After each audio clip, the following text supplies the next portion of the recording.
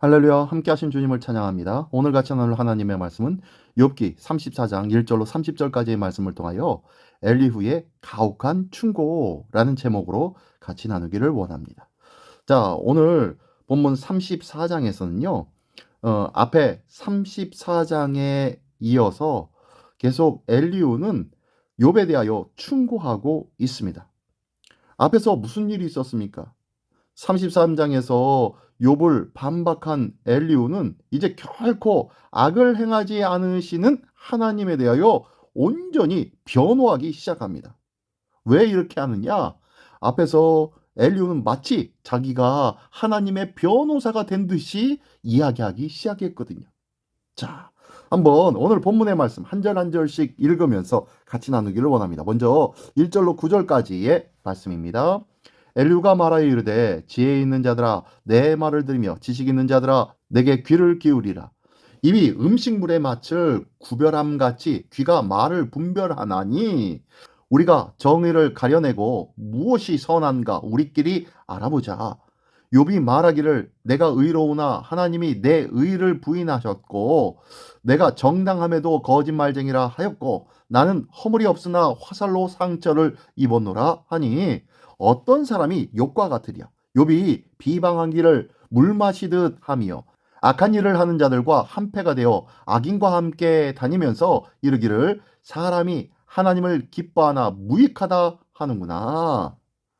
지금 엘리후는요. 지혜 있는 자들을 배시몬으로 소환하여서 자신의 주장과 욥의 주장 중 무엇이 정의롭고 선한지 가려달라고 요청하고 있습니다. 입으로 음식 맛을 분별하듯 귀로 지혜로운 말을 판단해 달라고 요청하고 있는 것입니다. 그러면서 불의하게 행하지 않았는데 벌을 받는 억울한 일을 당하고 있다. 그리고 정직을 추구한 나에게 하나님이 거짓말쟁이에게 쏘는 화살을 쏘고 계신다. 라는 이란 욥의 말을 인용하면서 욥이 물 마시듯 하나님을 비방하고 있다고 악인들이나 할 말들을 하였으니 악인과 한패라고 비난하고 있는 것입니다. 고난에 몸서리치며 쏟아내던 욥의 다면적인 호소들을 욥은 하나님을 기뻐해봤자 무익하다고 주장한다라고 단순하여 왜곡하며 해석하고 있는 거예요. 다른 이의 아픔을 공감하기보다는 자기의 생각과 자기의 판단으로 해석만 하고 있는 엘리후의 모습을 볼 수 있습니다. 혹시 나는 내 생각과 내 판단으로 남을 끊임없이 판단하고 있지는 않습니까? 끊임없이 정죄하고 있지는 않습니까? 끊임없이 내가 그 사람을 다 안다고 착각하고 있지는 않습니까? 우리나라 속담에도요. 열길 물속은 알아도 한길 사람의 속은 알지 못한다라고 이야기하는 것처럼 사람 마음은 어떻게 될지 아무도 모르는데 마치 엘리후는 자기가 다 아는 것처럼 자기가 하나님이나 된 것처럼 이야기하고 있는 거예요. 욥의 상황과 형편을 이해하기보다는 자기가 판단하고 있는 것입니다. 우리의 잘못된 선지식이나 우리의 잘못된 선입견이 혹시 이런 일을 도출시키고 있지는 않습니까? 나의 생각과 내 언행들의 온전한 파수꾼을 세울 줄 아는 지혜가 있기를 예수님의 이름으로 축원합니다. 계속해서 10절로 15절까지의 말씀입니다. 그러므로 너희 총명한 자들아 내 말을 들으라. 하나님은 악을 행하지 아니하시며 전능자는 결코 불의를 행하지 아니하시고 사람의 행위를 따라 갚으사 각각 그의 행위대로 받게 하시나니 진실로 하나님은 악을 행하지 아니하시며 전능자는 공의를 굽히지 아니하시느니라. 누가 땅을 그에게 맡겼느냐? 누가 온 세상을 그에게 맡겼느냐? 그가 만일 뜻을 정하시고 그의 영과 목숨을 거두실진데 모든 육체가 다 함께 죽으며 사람은 흙으로 돌아가리라. 엘리후는 계속해서 이렇게 주장하고 있습니다. 자신의 주장이 새 친구와 다를 것이라며 발언하기 시작합니다. 그러면서 그들이 줄곧 개진해온 보응신학을 되풀이하고 있는 거예요. 자기의 주장은 다르다고 하면서 말입니다. 하나님은 정의로우시고 공평하심으로 사람의 행동에 따라 보상하신다는 것입니다. 의인이 고난받고 악인이 심판을 면하면 하나님이 불의해지는 것이므로 그런 일은 하나님이 통치하시는 세상 안에선 결코 일어날 수 없다고 주장하는 것입니다. 하지만 하나님은 이러한 기계적인 공식 안에 갇혀 계신 분이 아니라는 것 우리는 알지요? 예, 맞아요. 하나님의 뜻은 너무 커서 인간의 지혜로 이론화하거나 명확한 틀 안에 정리할 수 없다는 것이에요.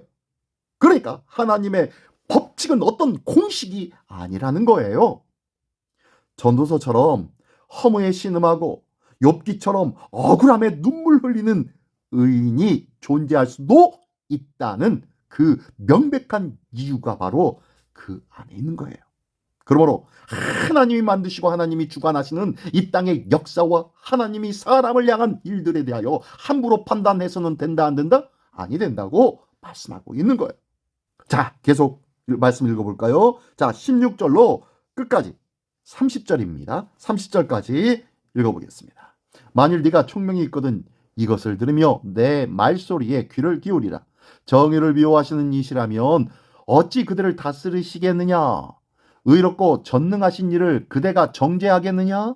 그는 왕이라도 무용지물이라 하시며 지도자들에게라도 악하다 하시며 고관을 외모로 대하지 아니하시며 가난한 자들 앞에서 부자의 낯을 세워주지 아니하시나니 이는 그들이 다 그의 손으로 지으신 바가 됨이라. 그들은 한밤중에 순식간에 죽나니 백성은 떨며 사라지고 세력 있는 자도 사람의 손을 빌리지 않고 제거함을 당하느니라. 그는 사람의 길을 주목하시며 사람의 모든 걸음을 감찰하시나니 행악자는 숨을 만한 흑암이나 사망의 그늘이 없느니라.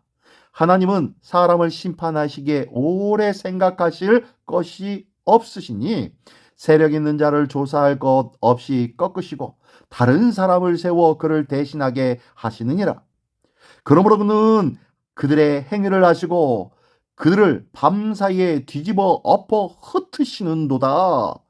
그들을 악한 자로 여겨 사람의 눈앞에서 치심은 그들이 그를 떠나고 그의 모든 길을 깨달아 알지 못함이라. 그들이 이와 같이 하여 가난한 자의 부르짖음이 그에게 상달하게 하며 빈궁한 사람의 부르짖음이 그에게 들리게 하느니라. 주께서 침묵하신다고 누가 그를 정죄하며 그가 얼굴을 가리신다면 누가 그를 배울 수 있으랴. 그는 민족에게나 인류에게나 동일하시니 이는 경건하지 못한 자가 권세를 잡아 백성을 올가매지 못하게 하려 하심이니라. 아멘. 계속해서 엘리후는요, 권력으로 죄를 감추고 의로운 척해도 하나님은 모든 행위를 다 아신다. 그리고 이미 다 아시기 때문에 날이 밝기도 전에 조사나 재판이 없이 즉시 심판하실 수 있다고 말하고 있습니다. 욥에게는 참 잔인한 논리입니다. 끔찍한 심판을 당할 만큼 큰 죄를 짓지 않았다고 그렇게 항변하는 욥을 의인 행세하다가 들킨 위선자로 만들어버리고 있는 것입니다. 또한 욥은 자신에게 고난받을 불의가 있는지 하나님께 재판받고 싶어 하는데 이미 직결 심판이 이루어졌다며 제멋대로 유죄를 선언하고 있는 것이 지금 엘리후의 발언인 것입니다. 우리도 실패한 사람에게 믿음이 적어서라고, 또한 아픈 사람에게 회개하지 않아서라고, 또한 눈물을 흘리고 있는 사람에게 기도하지 않아서라고 함부로 결정지으며 충고하는 일이 있지는 않습니까? 내 판단이 정말로 옳다고 생각하십니까? 우리는 이 모든 일에 겸손해야 할 줄 믿습니다. 오늘도 겸손함으로 모든 상황과 형편을 주님께 맡기며 주님의 처리해 주심에 합력하여 선을 이루어 주신 하나님의 은혜를 믿으며 기다림에 우리가 살아갈 수 있는 자 되기를 원합니다. 기다린 자를 통하여 하나님은 역사하신다는 것을 믿으시기 바랍니다. 이 귀한 은혜가 우리 모두에게 있기를 예수님의 이름으로 축원합니다. 기도하겠습니다. 전능하신 주님 감사합니다. 타인의 고통을 함부로 해석하지 않고 주님의 마음으로 그 곁을 묵묵히 지킬 줄 아는 신실한 하나님의 사랑을 가진 자요 믿음을 가진 자로 오늘도 살아가게 하여 주시옵소서. 오늘도 겸손함으로 이 일들이 하나씩 하나씩 이루어지는 복된 한 날 되기를 원하오니 주님 우리의 삶을 지켜주시고 붙잡아 주시고 이끌어 주시옵소서. 감사드리며 예수님의 이름으로 기도드리옵나이다. 아멘.